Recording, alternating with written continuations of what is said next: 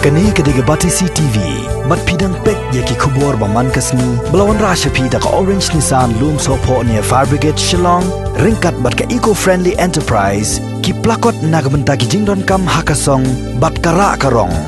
Wede bat ka kika asya, nginon kam himanikan ni kata, makiru ki ya tristom, taba kalong kum nemo, hakajeng tristom hi baro tristom.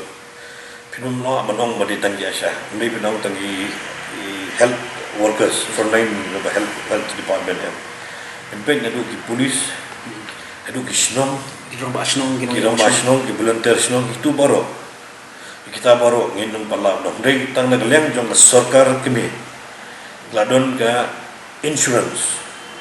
Dak benda bat siu compensation ya kino bajagan jing smusui. Ya kini baro ki health worker ki health volunteers baro ki batai kita kembala included baro.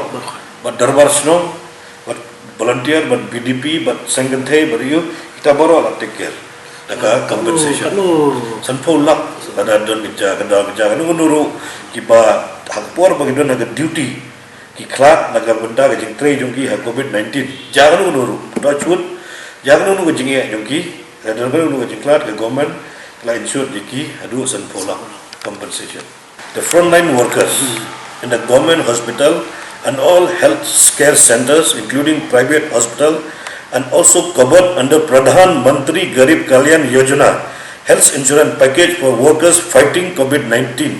Mo kita include ya baro ke health professional nadu ki volunteers nadu community kita baro ba then she will be compensated with an amount of rupees 50 lakhs under the scheme.